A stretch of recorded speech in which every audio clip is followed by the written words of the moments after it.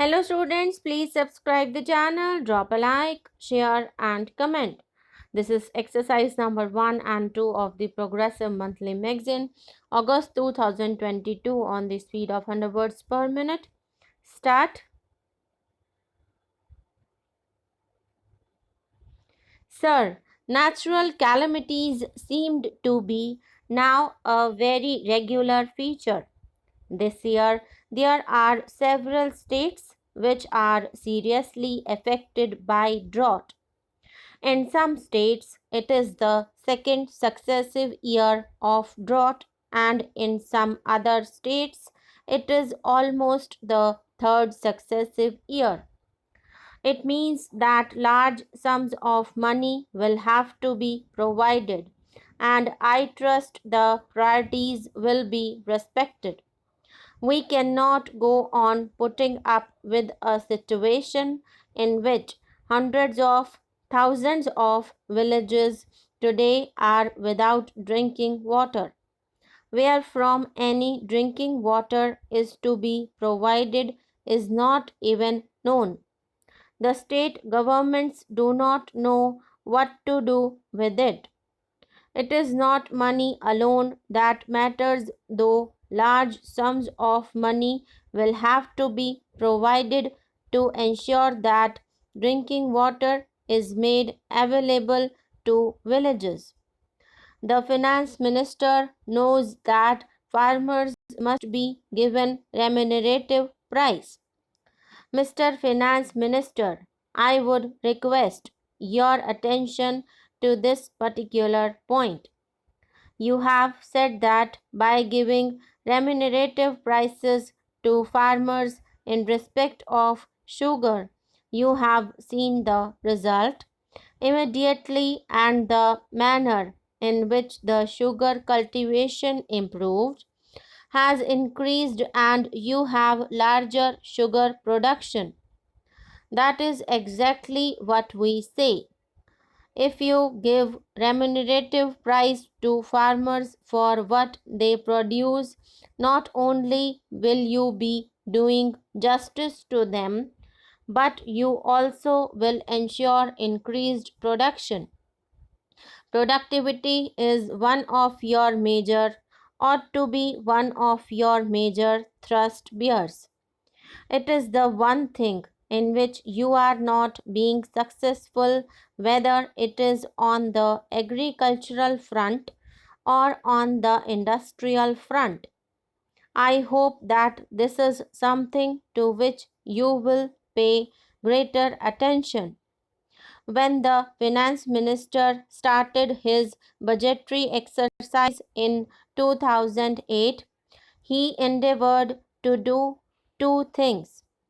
One was to loosen the tight regulatory grip that he had on industry. Government decided to loosen it a little bit. The second thing that they had decided to do was to streamline the fiscal and budgetary process so as to enhance revenue collection and stabilize the business and trade. On both these fronts, subsequent developments have been somewhat hesitant, but in some cases very contradictory also. So far as loosening the tight grip that government has on the industry, I think government has realized that by really loosening it in a judicious way, there has been tremendous improvement in the situation. Why that process has stopped, I don't know. But I would recommend to the finance minister that loosening of the control in a selective way is a highly desirable, and to continue it if you want to ensure that productivity increases. Productivity can only increase if there is less and less restrictions and fewer restrictions.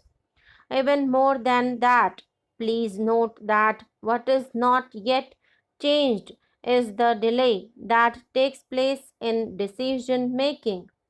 The delay in decision making has a disastrous effect in many ways. I would say that unless the finance minister, or rather the entire government, makes a decisive and determined effort in this direction, they will find that many of their good policy decisions may also not produce the desired results.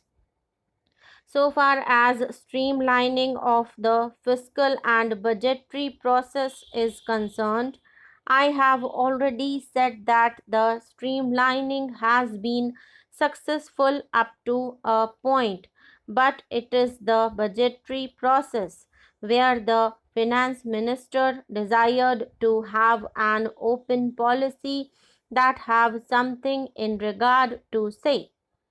He has been, in fact, along a budget every month in the sense that fiscal changes that are frequently being made. The way in which excise duties are being changed and changed in a significant way give that impression. Some of the changes that are being made may have really disastrous effect on industry. We do not know the reasons as to why these changes are being made. Mr. Chairman, sir, the streamlining process in regard to taxation policy is good. I understand that the income tax bill is being revised. Considerable amount of work and time was devoted some time back also. There is a Choksi committee report which I hope you will look into while examining this matter. So, I will not say much on that. There are 2 to 3 things which should be attended to. Look at the state of affairs in the construction industry. Why is the construction industry not flourishing as much as it should be at a time when there is tremendous housing shortage? It is entirely because of the way in which the Urban Ceiling Act is being operated. I think it is time that the government seriously re examine that act with a view not to defeat the main objective of the Urban Ceiling Act, but with a view ensuring that it does not become a throttle in the construction activity so as to become incapable of reducing the housing shortage, which is very serious. Not only there is housing shortage in the urban areas, even in rural areas there is tremendous shortage of housing which need very urgent attention.